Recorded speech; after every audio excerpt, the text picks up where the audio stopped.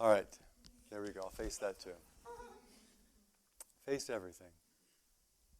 Part of this practice is to look directly at our own capacity.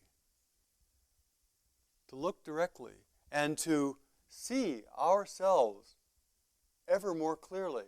Not as some small broken thing, but there's a small broken part of us, yeah. But that we are so much more than that. And then it's also to see just as we are. If you look around this room, every single person is so different and so unique. Every single person already is expressing something that is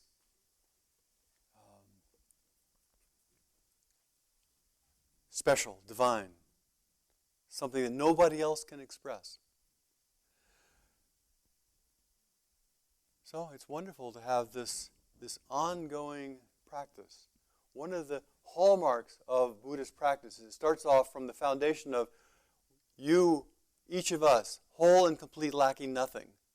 Does not start off with the foundation of we are broken and let's get ourselves fixed. And if we get ourselves fixed, then all will be well. It starts off with the foundation of this very life we have is a miracle. Let's see that. Let's let go of the stuff that we have, the klesas that we have put on top of it. In this context, we have a nice koan. Jogen talked about it last night. I thought it might be a nice way of emphasizing this same point in different ways. It's from the Hekigan Roku, the Blue Cliff record. The Blue Cliff record is one of the classic cases of koans that people go through. The Mumon Koan is usually the first. Some preliminary koans. The Hekigan Roku, Blue Cliff record, the Blue Rock record is really famous. The way I think of koans is like, I think I mentioned this in another talk, like Niels Bohr and Einstein are having a conversation. They're having a conversation about the nature of electrons. You know, are they waves? Are they particles? You know, what's the nature of electrons? And they record that conversation. They take out the essence of it, and they give it to somebody and say, here, understand this particular dialogue. Know this dialogue, and you'll understand something about how these great masters think about, see, experience the nature of subtle physics. And in a way, koans are the same thing. They're a short dialogue about some aspect of the non-dual, some aspect of our life. It says, here's a dialogue between two people. Enter it, understand it, become it. And you'll understand something about what they're pointing to. Now, all koans are about the non-dual. All koans are not about this and that. Sometimes in the course of the non-dual, the dual is expressed, of course. But they all fundamentally have to be understood and have to be seen as not two things. So we have a dialogue here that's not two things. It's not about somebody else. It's not about, okay, these old guys in China. It is a dialogue, and all koans are a vivid expression of some truth about your life, or the nature of life, or the nature of the one mind as expressed through your life. This particular koan is called the Stone Bridge. It goes, this is the translation I like best. It's Thomas Cleary's translation. A monk asked Zhao Joshu.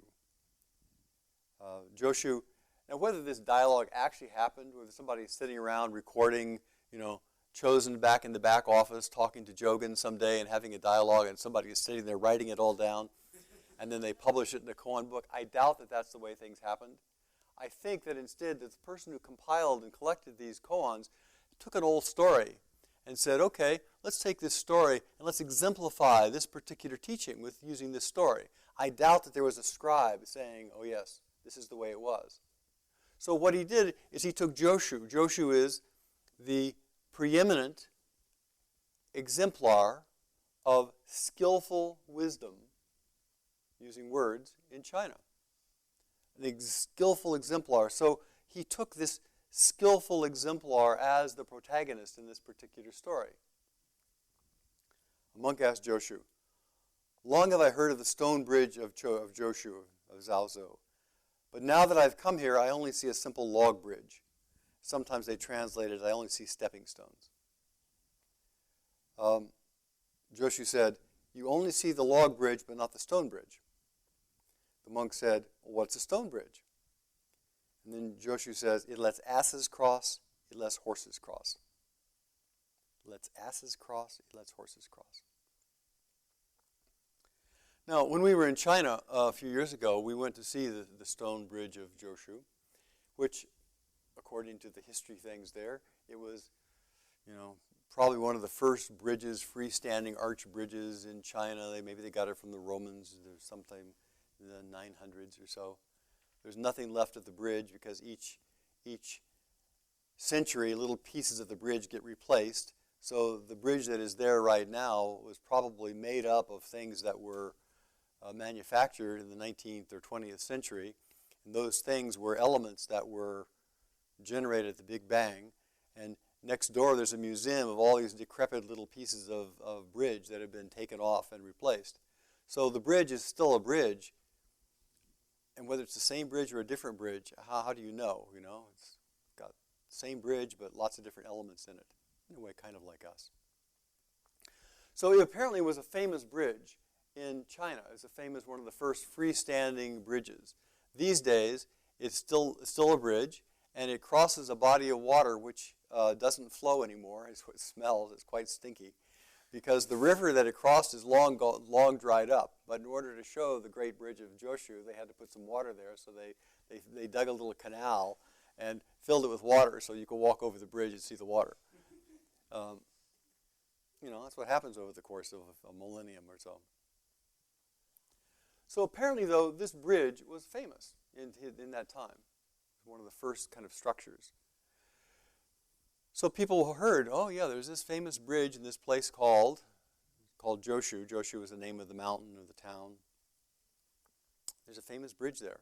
And in this mountain or town happens to be a famous teacher. And the teacher happened to be named after the town he lived in. After the temple he was there. After the mountain he was there. So somebody, a monk, is coming up and says, I've long heard about this great stone bridge, this great edifice, this architectural monument that was apparently known throughout China. I've long heard about that. And of course, he's not talking about the bridge. He's talking about Joshu. He's talking about, oh yeah, Joshu, you're also really famous. You're also this famous character. I hear this famous guy is sitting there, and I come up here and I just see an ordinary person. I've heard there's this famous teacher. I don't see any famous teacher. All I see is just a glump. And Joshu says, well, you only see the bridge. You only see the outside. You don't really see the essence of here. What's the essence? You're not really seeing the true nature of this, either the true nature of the bridge, the true nature of the teacher, the true nature of yourself. What is the true nature? What is the real thing? And the Joshu says, it lets asses cross, it lets horses cross. Now, all koans are about the non-dual. It's all about the nature of our own mind. It's not about some old guy in China. It's about right here, right now. What is the true nature? What is the important, the vital part of us? What is the state of mind that our awakening has? And it relates to our own capacity. We have the capacity to feel all that is human. We have the capacity to feel all that is bright and clear, dark and murky. We have the capacity to feel confusion and clarity. We have the capacity to feel pleasure and pain. We have the capacity to hold in our awareness the entire range of being a human being. The entire range of being a human being. Normally we start off the spiritual path and we think, oh, yeah, I like the good bits. Just take the good bits. I want the sweet bits. I want the bright bits. I want the bubbly bits. And I think I would just as soon ignore, get rid of, excise whatever I can do with all those dark, unpleasant little bits, the things that I don't really like, I think I'll just kind of put them in the back there and pretend they don't exist. And maybe I'll even show a bright, sunny face so nobody knows that I actually have those in the back there. But that's how people become half people. That's how people become half a person. This particular koan is about being a whole person. It's about being ordinary, about being extraordinary. It's about the state of our own mind. What is our own mind's capacity? It lets asses cross. It lets horses cross. It lets stupid things cross. It lets great things cross. It lets wonderful ideas flow through. It lets really dumb ideas flow through. It lets us be a broken, inadequate person. It lets us be a grand and complete person. Everything passes through. Nothing. This is about the nature of our own mind, the nature of our own being.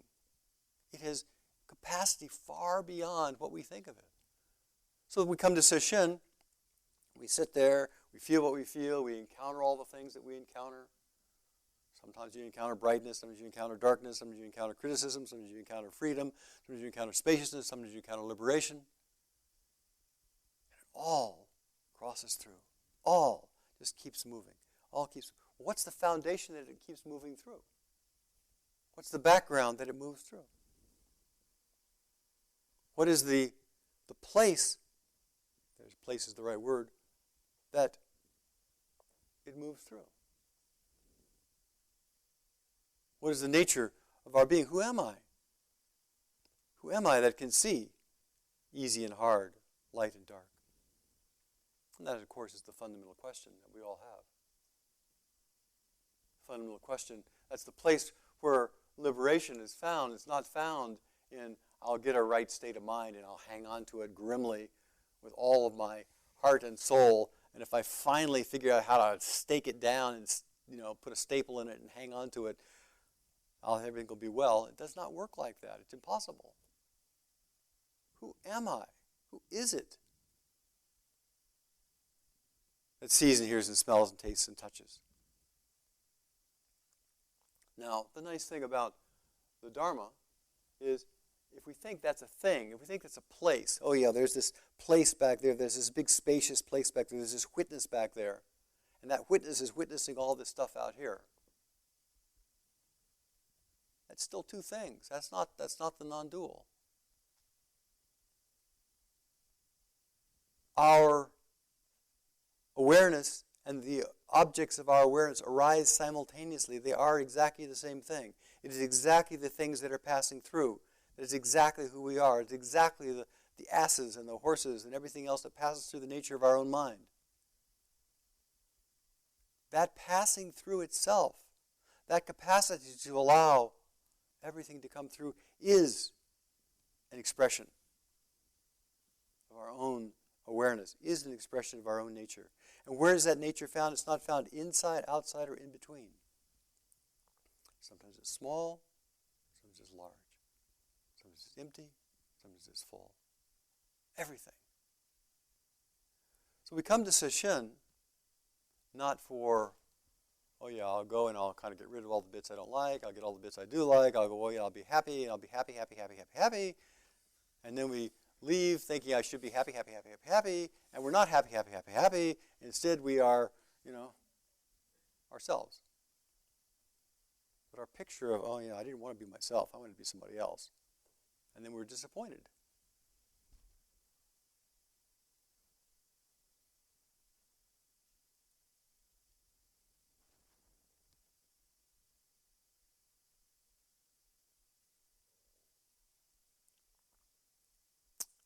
So we come to Sesshin, we come to the end of the Sesshin. Everyone has had a very genuine experience. Everyone has felt deeply what they have felt. All that we need to do is let go. Let our conclusions about the Sesshin to just pass through. We have a conclusion, a fixed idea. We make a story. We say, okay, I got to somehow tell people something about this whole week of Sesshin. So we make up a little story that somehow tries to encapsulate an entire week of sesshin and all the states of mind, and we have a little story. Oh yeah, I'm a miserable failure. It was a terrible time all last week. Oh yeah, my mind was just crazy. We think a little story, and we go away with it, and the story is what we come away with. We let it pass through. We let it pass through. For us to really communicate what actually happened during this sesshin would take 6 full days and nights. It's impossible. And so we let it pass through. We let it.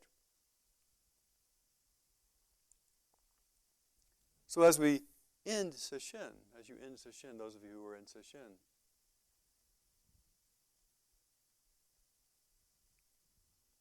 as you're moving on, as you're here for the day, the foundation of Dharma is deep respect for whatever your particular life has brought you here and now, temporarily. Most of us live in extremely fortuitous circumstances. We're at peace, got some few resources, intelligent, temporarily. As we get older, we get less and less intelligent, less and less resources. The Dharma is about whatever is passing through the nature of our life. We appreciate it. We appreciate it. We pay attention to it. We look at it. It is life itself. We somehow think, who am I? And we think there should be this thing, this energy, this thing that is life. But everything is nothing but our life. Everything is nothing but our life. Everything we see and hear and smell and taste and touch is nothing but our life. So as we watch our life pass through, and as we watch our unique viewpoint change and move, that appreciation and respect for that is exactly what we take with us, what we can take with us from sesshin. We've cleaned out the old, crabby, grab-a-hold fixed ideas. We opened up to the spacious nature of mind, which allows all things to pass through.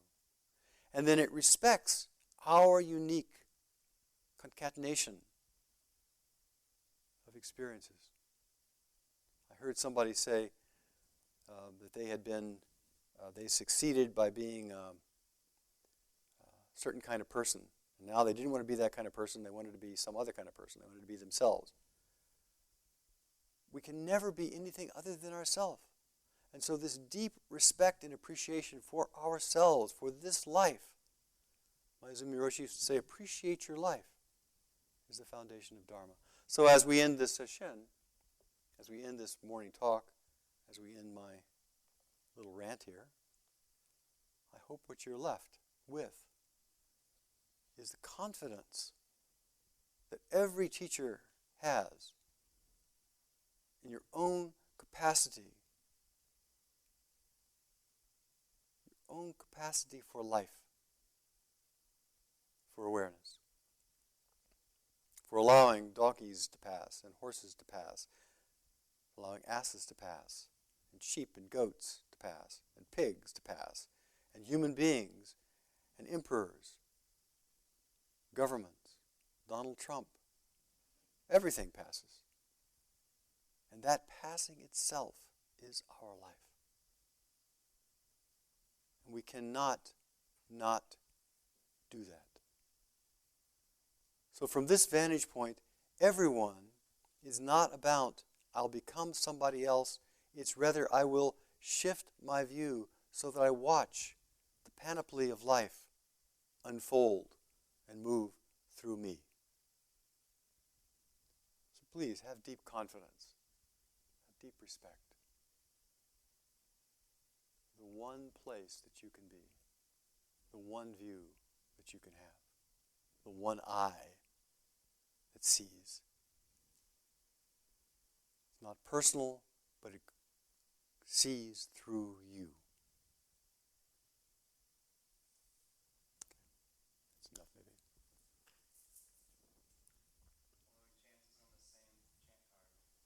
maybe. do we have? Is that too soon, or is that's okay? All right.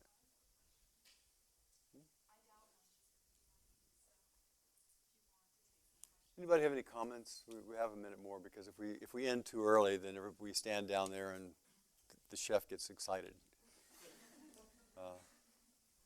Yes, ma'am.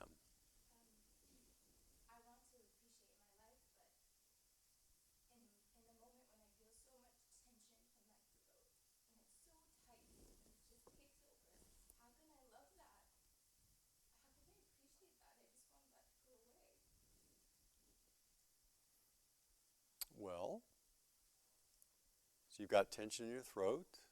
How many people in this world do you think have that same feeling? How many people in this world feel choked up and feel tension and feel dismay at their own life? Dozen? 25? 650? 6,050? Million? There's only 7 billion people in this world, so how many millions might feel that same way? So on one hand, we've got, I've had very bad sciatica these last couple of months, hobbling around, and I think, how many people have had sciatica? Tens of thousands, tens of millions of people have had it. So when I appreciate my own choked upness, my own pain, I also appreciate all those people who are in the same circumstance. When I appreciate my own aspiration for liberation, I don't like this, I want to be free from this. I also know everybody wants to be free from this. And when I know everybody wants to be free from this, just like I want to be free from this, then anything that's of benefit to me or others, I want to offer. I was reflecting earlier to myself. I was, looking at the conditions, looking at myself, at my own the pain I've had this last couple of months, which has been pretty exciting. And then reflecting on just all the people who passed through with so much distress people are feeling. And I was thinking, what is it that really can help people? What can really help people with this kind of terrible, choked up feeling that we have? What can really help us? And first off, we're a new house, a new car, nice food. Everybody is happy when we first get those kind of things. Everybody is. People who are well fed are definitely happier than people who are starving. But if we look a little bit larger, what really makes the difference for myself and everybody else is a change of attitude, change of mind. So the question is, how do I use myself as a testing ground for how do I learn to help other people?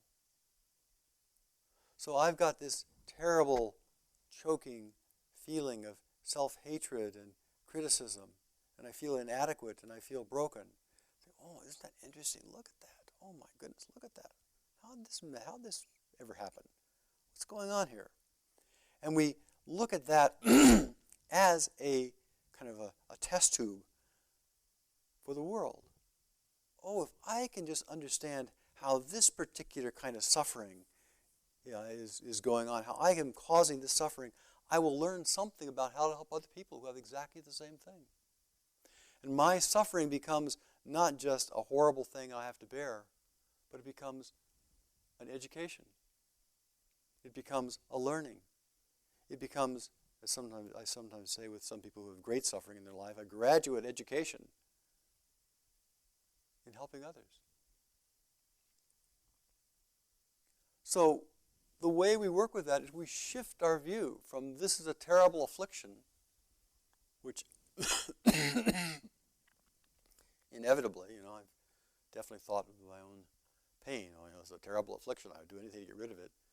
But we shift our view to say, what can I learn from this thing so that I can be a benefit to others? there is something I think is wonderful in a Sangha when we have people who are in recovery, who have gone through the hell of addictions and have come out and have learned through that process things they could not learn any other way, and have brought that wisdom into the Sangha. And that's true for our own vicious self-criticism. We can learn from that and transform that into discerning wisdom. Then it becomes useful for everybody. So, maybe that's more of an answer than you wanted, but, congratulations. I'm glad you got that. Use it wisely. It's not an easy gift to come by. It means you've got a sharp mind with a big aspiration. One of the things I like about, I was reflecting on with pain and suffering, is the very fact that we feel pain and suffering, the very fact that we are unhappy and are suffering, that right there elicits an aspiration to be free from it. When we have our own pain, we want to be free from pain. When we have a lot of pain, the aspiration to be free from pain comes along with pain. So when we're having something that is really, really difficult, we all want to be free from it. And that is the aspiration for liberation itself. Our own pain, our own distress, our own inadequacy is simultaneously arises the aspiration for freedom and liberation if we can recognize it, if we can unfold it, if we can cultivate that aspiration. And we'll learn something and everybody will be better off.